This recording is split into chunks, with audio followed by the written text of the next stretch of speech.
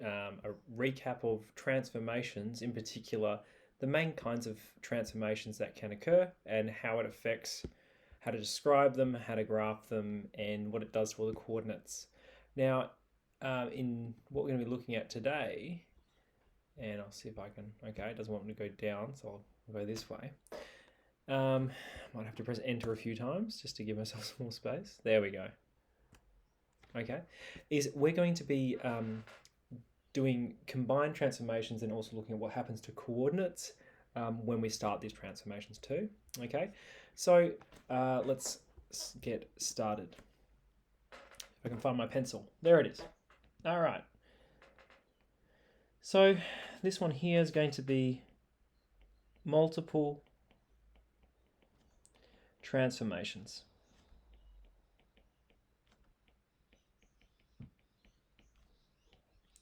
There we go. Multiple transformations. So the first thing I'm going to write out is just our general function. It looks something like this. G of x is equal to, and then we're going to describe it, a f b x plus c plus d. Now we can label all these. A does a vertical stretch by a factor of a. It reflects in the which axis? It would be the x-axis. Apologies.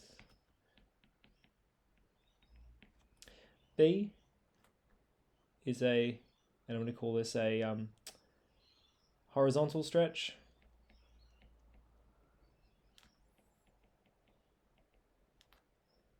And this one's in the y, along the y,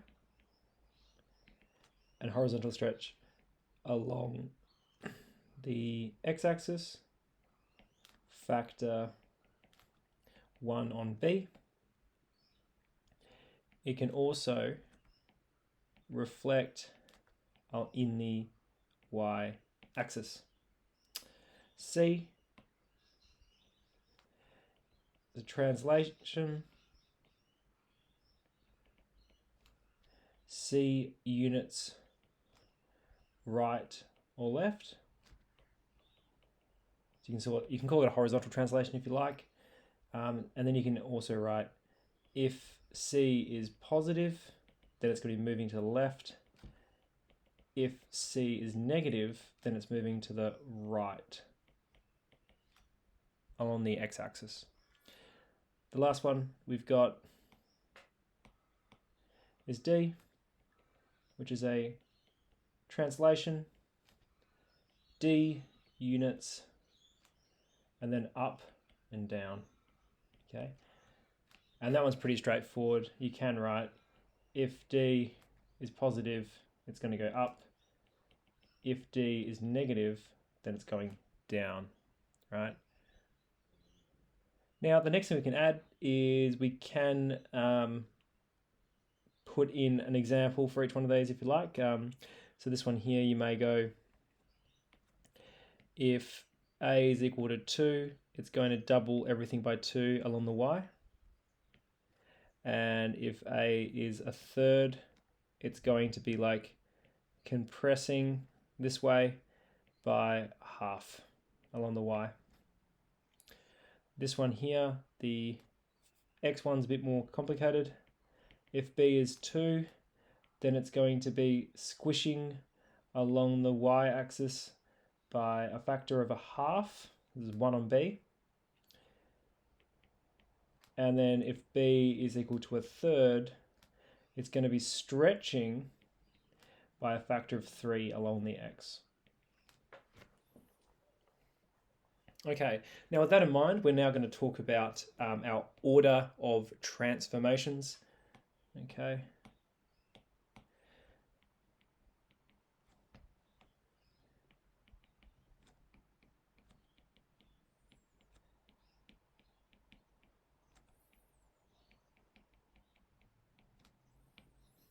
And the one you may have heard of in class is going to be VCAD. Now, BCAD reflects the order in which we transform any of these functions. Now, let's apply that to an example, a couple of examples. First example, right, example 1, we can look at this function. So we might want to call this n of x is equal to 2f of x plus 3. Okay, the next one we may want to look into, and I'll just have to make some more space here on the OneNote. There we go. The next one we might want to look at is going to be p of x is equal to negative half f 3 x take 1.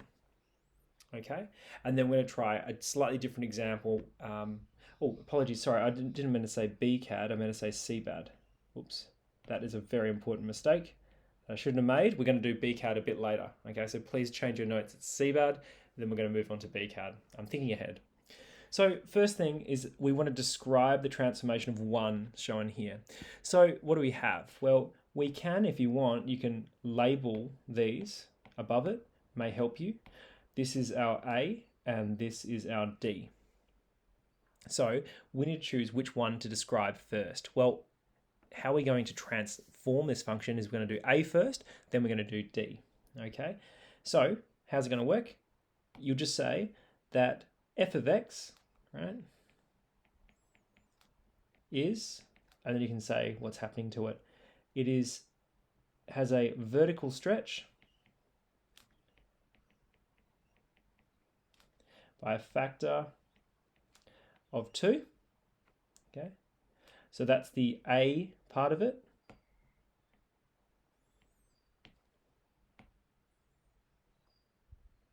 And the next one, because there's no C, there's no B, with an A, there's a D as well.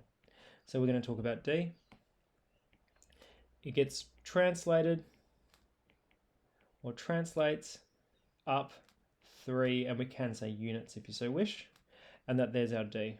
So this is the order in which we move this thing around. So we can't say it translates up 3 units, then it has a vertical stretch. That actually makes a different graph. So you have to get the order right. The next one is P of x over here, and we're going to do this transformation too. So here we go. First thing, let's label what we have. This is an A, this is a B, and this is a C. A little bit more complicated. First thing is we need to decide which one to do. Now, if you want, it may help you, you can write out CBAD and then tick off or cross off ones as you go. We can see there's a C, we can see that there's a B, there's an A, but there's no D. So let's go through each one of these. Okay, so let's talk about C first. We can see that this graph is being, so f of x is being, so it translates 1 right, then we can tick off C, sorry, then we can do B. It has a horizontal stretch by a factor of 1 on 3. Done B. The next one's A. We can actually combine these two, but I'm going to separate them. We can say there's a vertical stretch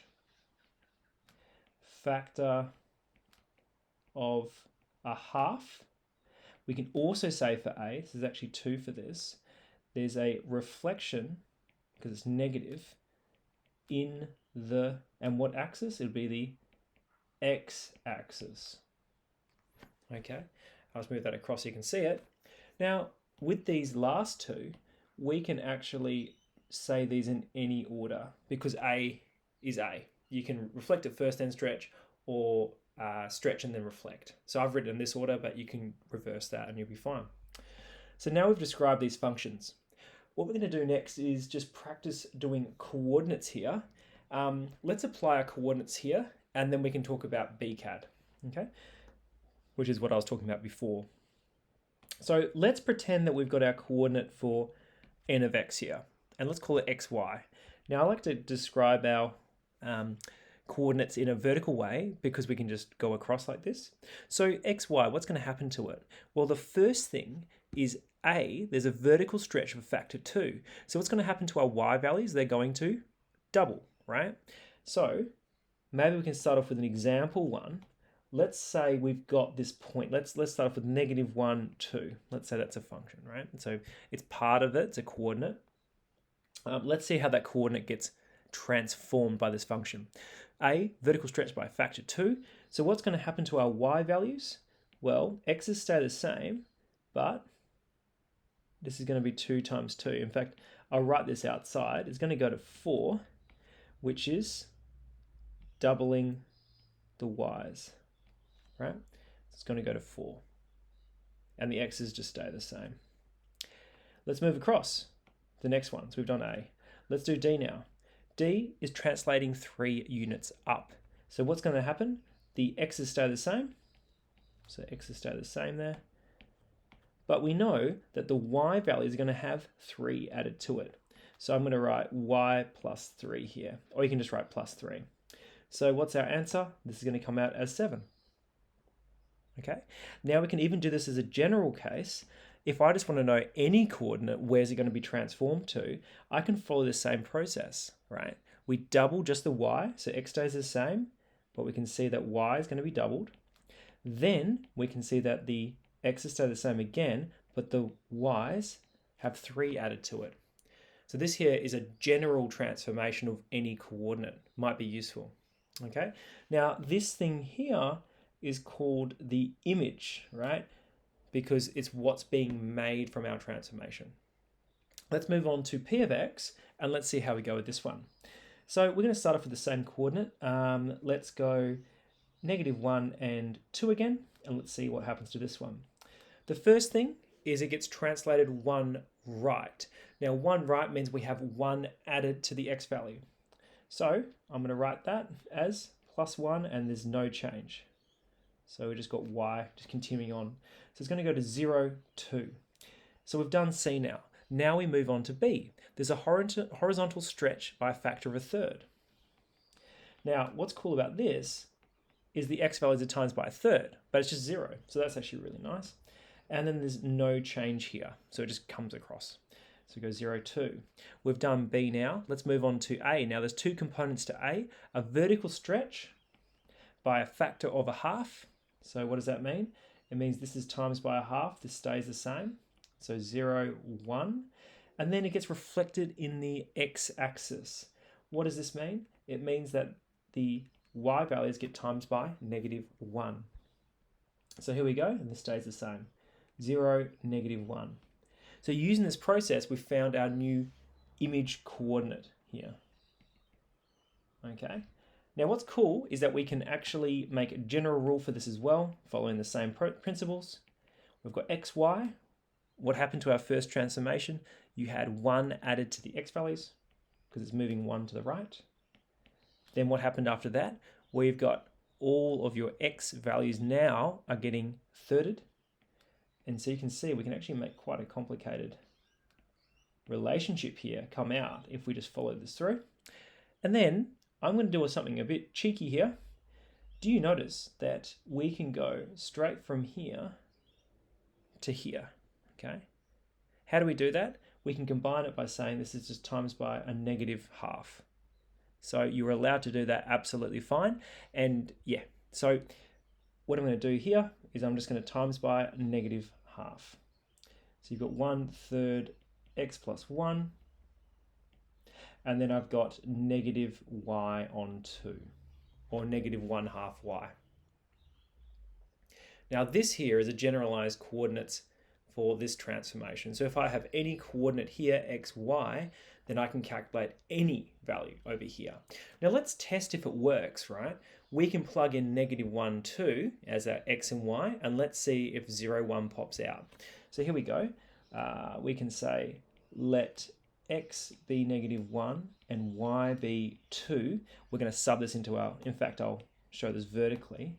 Y be 2. Let's sub it in and see if it works. So I've got 1/3 -1 plus 0, and then I've got -2 on 2, right? That's our coordinates. And what does that make? Well, oh, nothing's loading up. I did not realize that. You're just going to see a whole bunch of stuff very slowly loading. It's annoying. Here we go. Ah, there it is. Who would have thought that turning Wi-Fi on and off again would work? I did mention this accidentally earlier, but it is a thing. It's when the order of operations or transformations, I should say, doesn't start with a C, B, A, D. It goes from B, C, A, D. I'll show the situation in which this occurs. Okay, so this one I'll just call BCAD. And it just doesn't come up as often, but it's nice to know about it. So we might have this function, let's call it Q of X. Okay, and let's say it's equal to our function f of x.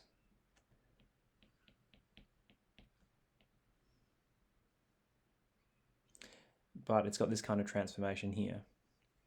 And we can put a +1 on there, that's fine.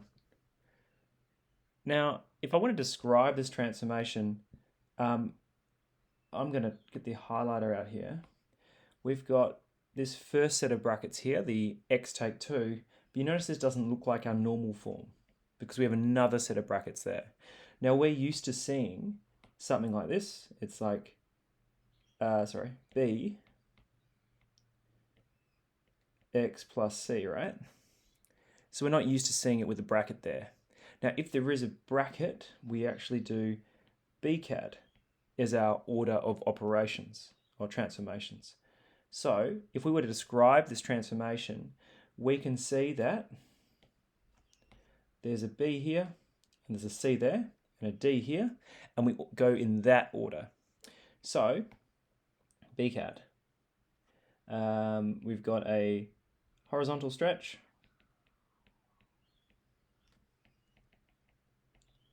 by a factor of a half. Then we do C, which is a translation to right. And then we do our D, translation 1 up.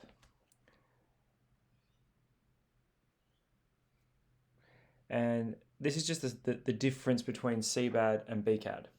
And it also holds for coordinates. So let's say I've got a coordinate, it might be 3, let's call it 4, -2.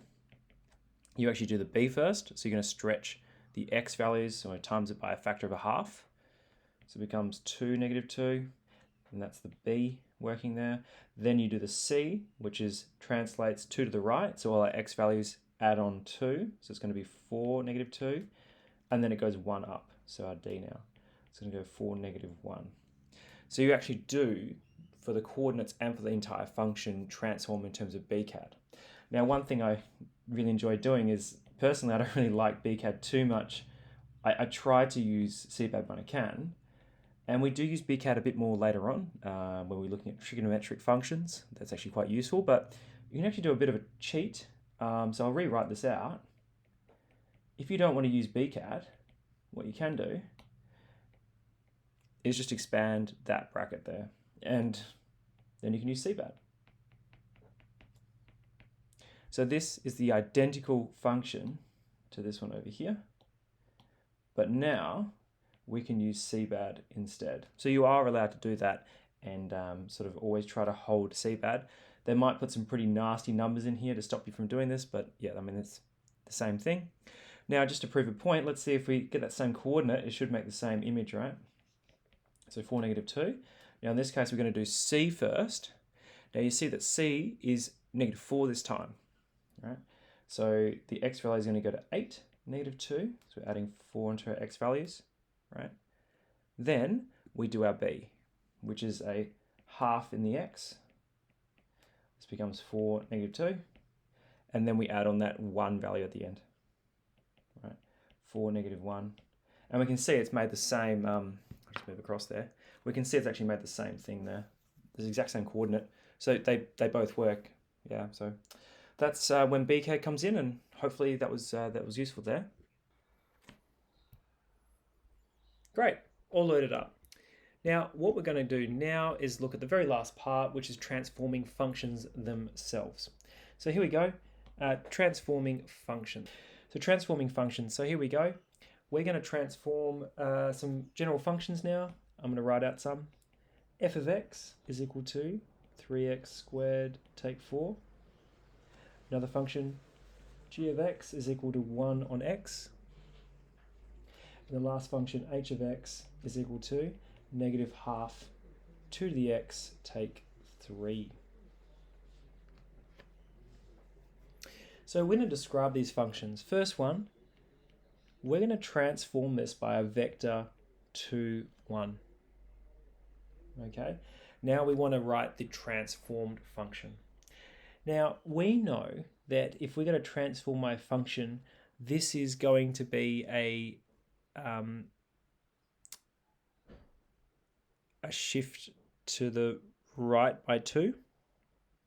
So even though it's not a negative, this is going to move 2 to the right. Okay, so this is going to be an x take 2 component.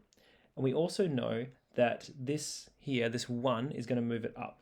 So basically, the top number is moving it left and right, and the bottom number is moving it up and down. Okay, now this is our c value, and this is our d value. So here we go. We've got c is going to be equal to negative 2, and we've got d, which is going to be equal to 1. The next step is we want to transform this function f of x to our new function. Okay, now we can call this m of x, for instance. So what's m of x going to be equal to? Well, first step is we're going to, wherever we see our x, we're going to replace it with x minus 2, and then we're going to add 1 onto everything. So here we go. I've got 3, and wherever I see an x here, I'm going to replace it with x take 2. So I'm going to put that in now, x take 2 all squared, take 4. Now I've brought down my function so I can see that there's happened. Now where does my plus 1 come in? I'm adding that on to the very end. Okay, so it's everything plus 1. Now if you find this confusing, I can add another line of working that may make your working easier, and I still do this myself. So m of x is equal to, the function is getting transformed 2 to the right, then you add 1 onto it. Now if you write this function notation, it may become more obvious what we're doing here, right? So the red underlined bit is shown below, and then we just simply add 1 onto the end. Next thing is they typically ask you to expand it, so let's practice doing that while we're here. 3x squared minus 4x plus 4 minus 3, right? Then we expand that. We've got 3x squared minus 12x plus 12 take 3 is plus 9. And there's our answer for m of x. This is the transform function. What's really interesting is if you plot this in Desmos, 3x squared minus 4, then plot this function, you will indeed see the exact same shape of the graph move to the right, 1 up. It's pretty cool. The next one, we've got g of x is equal to 1 on x, and they've actually gone for a description this time. They're going to translate 3 left, and they're also going to stretch it by a factor of 2 in the y-axis. So it's going to be a vertical stretch. So let's describe this, and let's call it n of x. Let's describe this transformation. So what's happening to function g? Well, function g is going 3 left, so that'll be x plus 3. And what else is happening? It's been stretched by a factor of 2 along the y, so it must be going there. It must be an a value. Next thing is we can sub in our function. N of x is equal to 2 times by the answer of g, x plus 3. So wherever I see an x, which is here, I'm going to replace with x plus 3. 1 over x plus 3. Next step, 2 over x plus 3. There we go. We've got our next function there. Done. 2 over x plus 3. So we've transformed this function 3 left and stretched by a factor of 2. The last one we have is an exponential function, and the transformation we're going to do to this is we're going to reflect in the y-axis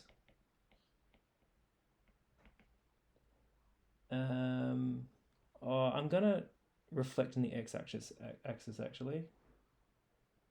It's going to make it a bit more bearable. And then I'm going to translate it to and then right. So here we go. We're going to have a crack at this function. Now, what can we call this? Well, we've got n. Let's call it function p of x is equal to, and let's talk about it in terms of h of x. So what's happening? We're reflecting in the x-axis, so we've got a negative out the front, and then it's going to right, so x minus 2. Now, after using that function notation, we're going to sub into it. P of x is equal to negative of our answer, so here we go, half times by 2 to the power of x minus 2 now, because wherever I see an x, I'm going to replace it with x minus 2, and then we bring that take 3 down. Okay, now do you see how this negative here is now going to impact this take 3? Okay, next step is we're going to reflect this function. So p of x is equal to, and then I've got negative half, and then times by 2 to the power of x minus 2, then we can go plus 3. So that's our function there, that's us transformed. Now if you want it as a single exponent, we can actually get rid of that negative 2 part if we so wish through our first and second index rule.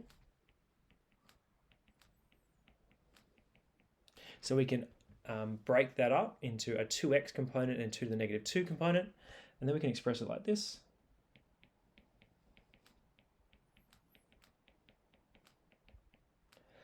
Last step is we can bring those coefficients together. So negative half times a quarter is going to be negative 1 on 8 times by 2 to the x plus 3. Okay, now this is our finalized transformation there.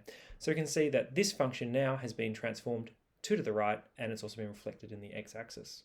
Okay, so that ends the video for transformations. There's a few other questions we can get into, but it's a bit of an overview of the main kinds of questions and concepts that we've got to understand. I do hope this video was useful, and I'll apologies for all the technological problems. I'll try to trim out as much as I can. Thank you very much.